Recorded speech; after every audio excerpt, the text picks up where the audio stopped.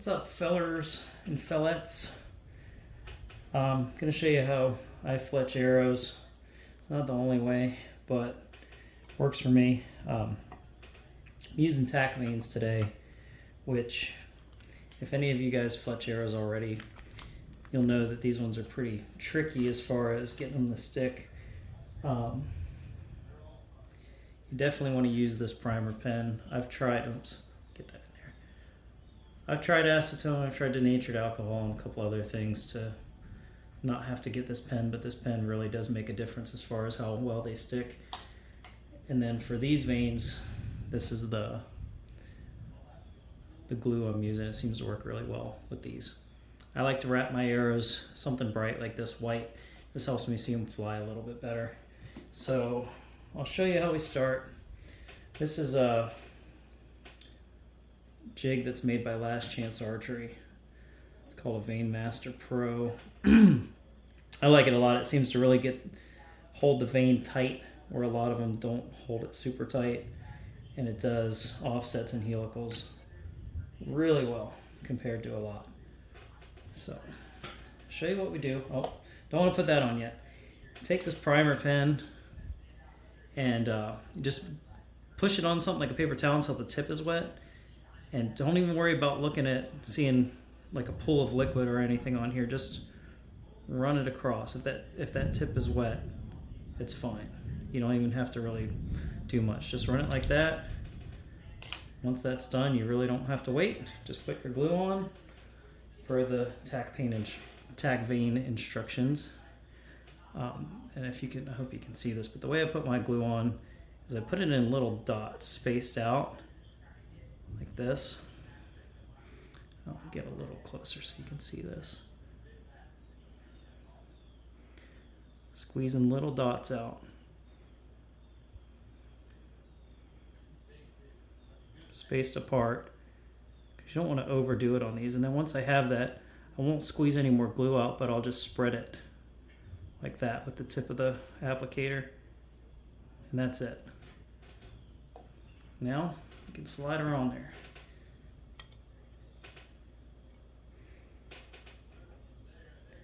Just push it on there. Make sure it's nice and tight. Oh, and don't forget to put this on or the arrow will move. Just seem to forget that a lot, but it's on there now. I give it a little push, make sure it's seated, and when I let go, I make sure that vane is nice and tight. And I'll give that about, some of the glues say you only need to give it about 10 seconds. I like to give it a minute before I move it. I just like to be safe, so we'll come back in a minute. All right, let's see what we got here.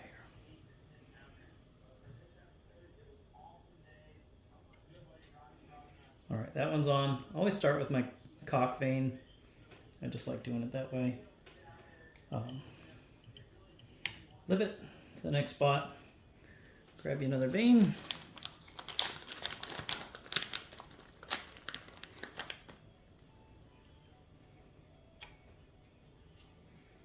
Same thing. And on this, let's see if you can see it here.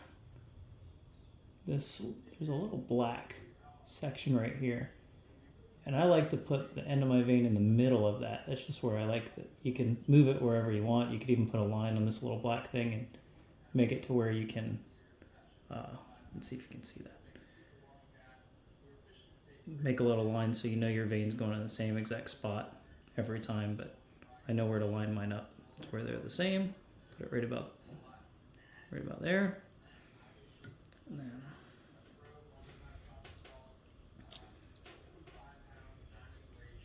maybe touch it on a paper towel if you're not sure if it's still wet or not, and then just run that across. Doesn't take much. It says more is not better on the pen. So just keep that in mind.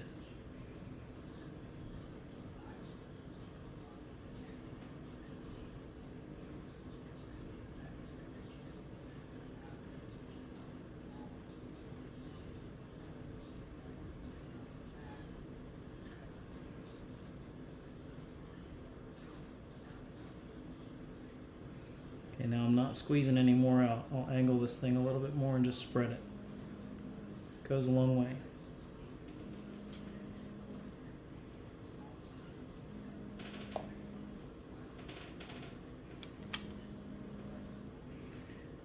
Lateral.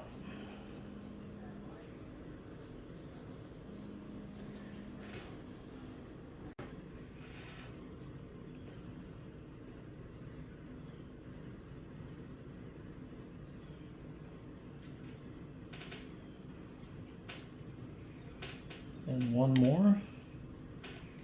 After I'm done with this, I'll show you something. I usually set the knock to where it's already in the right space when I put the cock vane on.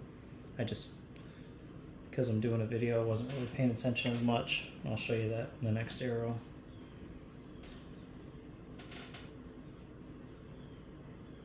Like the vane up where I want it. Primer pin.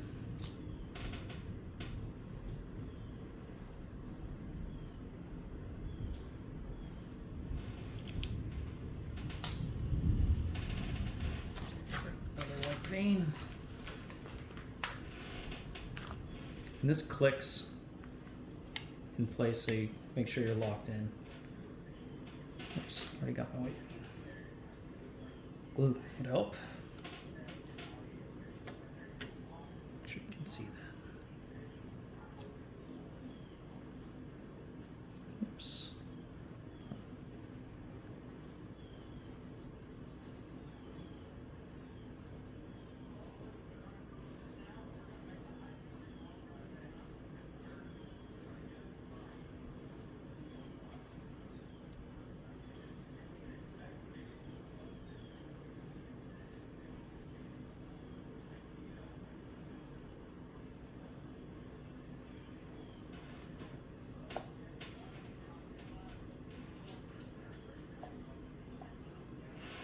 Let's throw this on.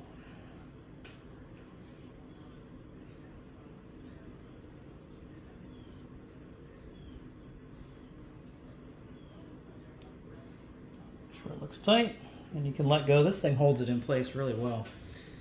So once it's set, I don't have to hold on to it. I used to use a Jojan, and that thing actually kind of sucked. This thing's pretty sweet. I like this thing.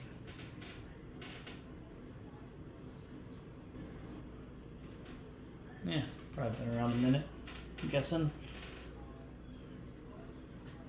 Let us see.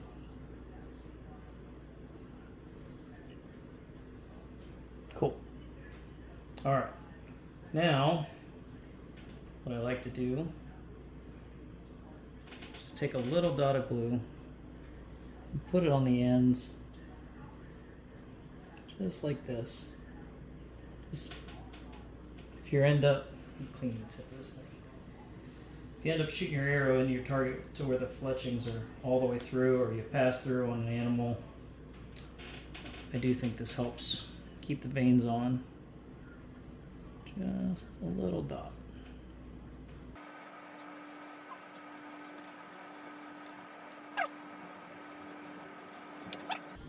Now on this arrow, because I didn't set it in right, I have to turn my knock, which I'll show you. See if you can see this, but I'll make, there's a little dot right there, and I like to have that. I'll twist the arrow and make my cock feather up to where that I'm right-handed. I'm actually left-handed, but I shoot right-handed. So cock feather up with this pointing towards me, so I could feel it if I'm knocking an arrow in the dark before light. A lot easier to make sure I have everything set. So a lot of times when I get my stand, it's pitch black, but I won't have to do that with the next one. I'll show you why.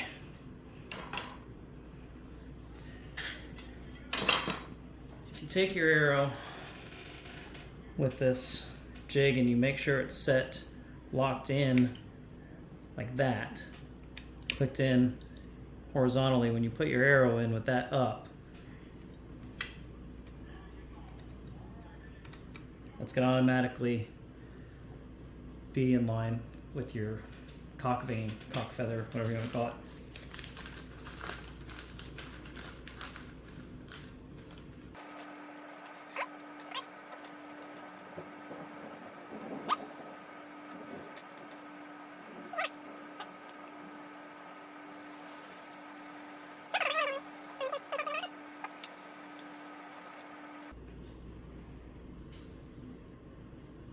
whoops. If you saw that arrow slide, it's because I forgot to put the thing on again. This goes on the end of the arrow. Hold it.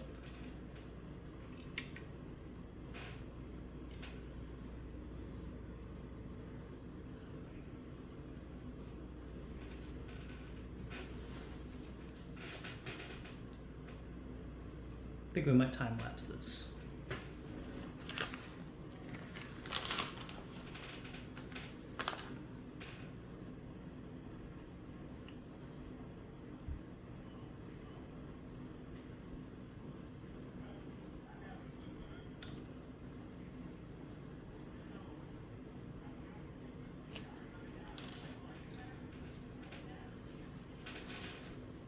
This thing will fool you.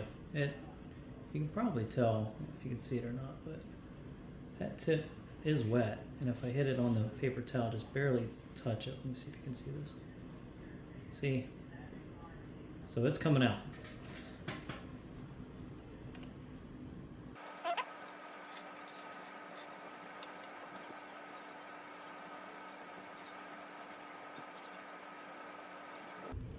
These veins are 2 3/4 inch. I just did 10 dots. That's the first time I've ever counted, but just for reference.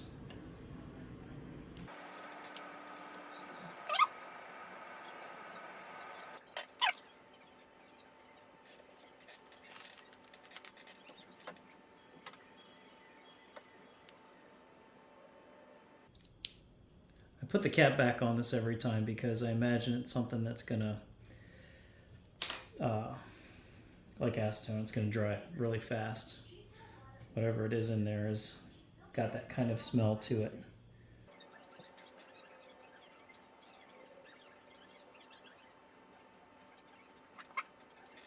Pro tip, don't drop it.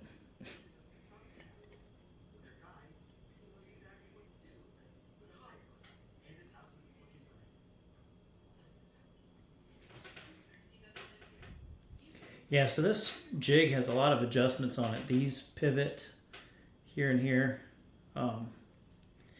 to get it to, really line up with the arrow. This pivots here as well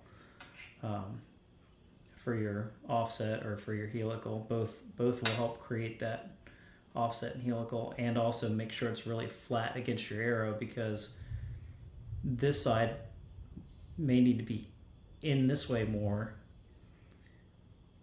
due to the fact that if it's higher up on your arrow, that means having to go in further to make contact, so you can bring this up and then twist it down to get it flat against that convex surface, rather than just going, if it was straight on and your arrow is doing this, it's going to hit like that, not going to give you as good of a adhesion, I guess.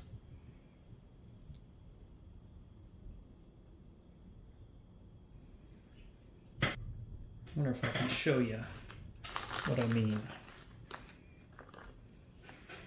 Let's take a look.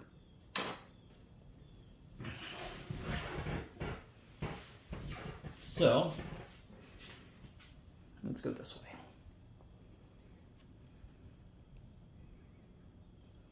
Here's an arrow, okay? If your vein, whoops, sorry, I'm trying to do this through the camera lens rather than in real life. If your vein sits perfectly flat, it'll be good, but if your vein's like this, it's, you put a helical on it, that needs to wrap around. So this jig allows it to wrap and push that down and actually turn that in to make it sit flush, if that makes sense. Some of the jigs are, even if you adjust the helical on them, it doesn't account for this. It only accounts for this. So you get this kind of happening. It's where you look at your arrow, and it's kind of like touching, but it's not. Let's see if I can kind of show you from this way. It's touching, but it's not flattened out and turned down onto the arrow like that. It'll just kind of be hanging out like that. And that kind of sucks, because then you got to sit there and try to hold it with your hand, but this is the only jig I know of that really accounts for that.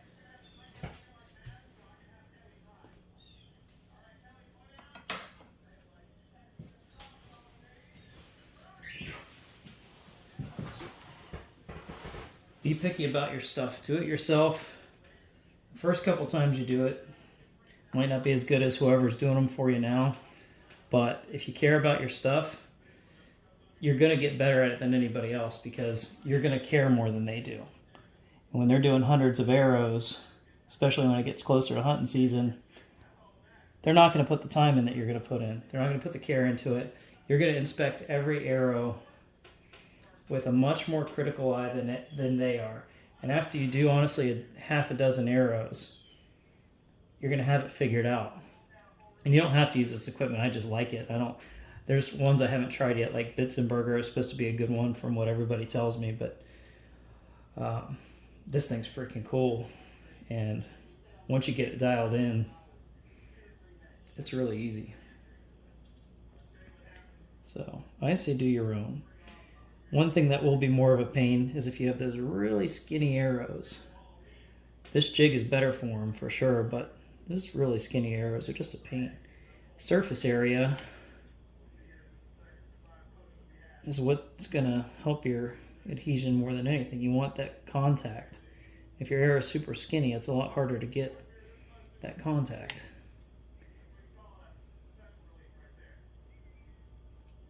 Especially if you're going to shoot a helical or something like that, then you're really pushing the limits with a super skinny arrow. I really don't see the purpose in having those arrows. You want kinetic energy. You want an arrow that shoots straight. It's not kicking around, so all of your energy is going into the target, obviously. You don't have to shoot a freaking piece of rebar like some people shoot super duper heavy arrows. This is actually a really heavy arrow. It's like 500 some grains. But I shoot a 28-inch draw length at 80 pounds. And it shoots at, I think, 285 feet per second off my bow. So I'm getting plenty of speed. It's quiet. It's got a ton of kinetic energy. Last year I shot a hog that was probably about 200 pounds right in the shoulder. And it went through his shield, through both shoulders, and out the other end. The arrow was still stuck in him, but the hog ran about 50 yards. And it wasn't a bar hog or anything like that. It was a wild hog on my lease. And yeah, he didn't really go anywhere. And I'm shooting an expandable, a two-blade Schwacker 2-inch. So, you can get those super skinny arrows and put all the weight on the arrow. And it costs you way more money when you can just get a decent heavy arrow. And maybe put in, just shoot 125 grain. I shoot 100 grain arrow, broadhead, and it's great. So I don't have to spend the extra money on finding all the accessories, weighted nocks and this and that. The arrow's already got weight forward technology built into it. This thing shoots bullets, whether it's fletched or not. I can, my bows are generally fairly easy to adjust with an arrow like this.